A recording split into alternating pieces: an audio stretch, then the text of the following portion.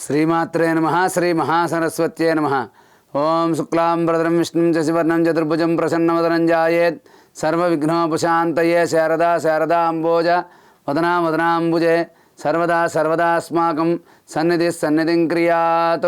व्यासाय विष्णुरूपाय व्यासरूपाय विष्णवे नमो वै ब्रह्मनिधये वासिष्ठाय नमो नमः। श्रीमात्रे नमः श्री महासरस्वत्यै नमः। ट्री मीडिया ఛానల్ ప్రేక్షకులకి స్వాగతం। నక్షత్ర యోగం కార్యక్రమంలో మనం ఈ రోజున మృగశిర నక్షత్రం వారు ఎటువంటి నియమాలు పాటించాలి, ఏ గ్రహాన్ని ఆరాధించాలి, ఏ రోజున ఏ చెట్టుని పెంచి పోషించాలి, అలాగే వీరు నిరంతరం కూడా జపించవలసినటువంటి మంత్రం ఏంటి, నిరంతరం ఆరాధించవలసిన దైవం ఏమిటి, మీరు ఏ రోజున ఏ క్షేత్రాన్ని సందర్శిస్తే విశేషమైన ఫలితాలు కలుగుతాయి అనేది మనం ఈ రోజున తెలుసుకుందాం। మృగశిర, చిత్త, ధనిష్ట ఈ మూడు నక్షత్రాలని కూడా కుజ నక్షత్రాలుగా చెప్తారు। అంటే వీళ్ళ మీద కుజుడి యొక్క ప్రభావం ఎక్కువగా ఉంటుంది అని చెప్తూ ఉంటారు। ఈ యొక్క మృగశిర నక్షత్రం వారు మంగళవారం నియమాలు పాటించాలి।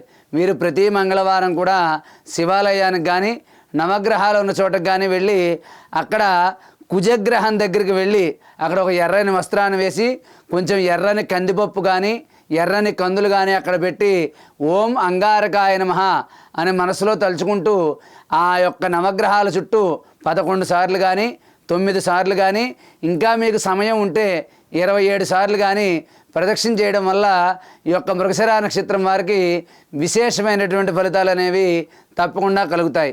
ఈ యొక్క మృగశిర నక్షత్రం వారు ఏదైనా పని మీద వెళ్ళినప్పుడు మంగళవారం నాడు ఉదయాన్నే 6 నుంచి 7:30 లోపల బయలుదేరి వెళ్ళండి, మీకంతా కూడా మంచి జరుగుతుంది। అలాగే ఈ మృగశిర నక్షత్రం వారు మంగళవారం నియమాలు పాటించడంతో పాటు కందులు కానీ కందిపప్పు కానీ మీ ఇంటి పురోహితులకు కానీ ఎవరికైనా పూజారులకి మంగళవారం నాడు దానం చేయండి, మీకు మంచి ఫలితాలు కలుగుతాయి। మీరు ఏదైనా ముఖ్యమైన పని మీద వెళ్తున్నప్పుడు మంగళవారం నాడు వెళ్ళండి, ఎర్రని వస్త్రాలు ధరించి వెళ్ళండి, కుదరకపోతే ఎర్రని జేబురుమాల కచ్చీఫ్ అయినా దగ్గర పెట్టుకోండి, మీకు ఈ యొక్క కార్యక్రమం తప్పకుండా విజయవంతం అవుతుంది। మీరు నిరంతరం కూడా ఓం అంగారకాయ నమః ఓం శరవణభవ సుబ్రహ్మణ్యాయ నమః ఈ 2 మంత్రాలు మీరు జీవితకాలం చదువుకోవలసినటువంటి మంత్రాలు। అలాగే ఈ యొక్క మృగశిర నక్షత్రం వారు ఏదైనా దేవాలయం దగ్గరికి వెళ్ళి అక్కడ మారేడు చెట్టు దగ్గర శుభ్రం చేసి పసుపు కుంకుమ వరిపిండి కలిపి ఒక ముగ్గు వేసి అక్కడ 3 తమలపాకులు కానీ 3 రావి ఆకులు కానీ పెట్టి దాని మీద 3 మట్టి ప్రమిదలు పెట్టి ఒక్కొక్క దాంట్లో 2 ఒత్తుల చొప్పున దీపారాధన చేయండి, మీకంతా కూడా విశేషమైన ఫలితాలు అనేవి తప్పకుండా కలుగుతాయి। కాబట్టి ఈ మృగశిర నక్షత్రం వారు సుబ్రహ్మణ్యేశ్వర స్వామిని ఆరాధించడం, కందులు కానీ కందిపప్పు కానీ దానం చేయడం, మంగళవారం నాడు గోశాలకు వెళ్ళి కందిపప్పు కానీ కందులు కానీ గోమాతకి దానాగా సమర్పించడం మంచిది।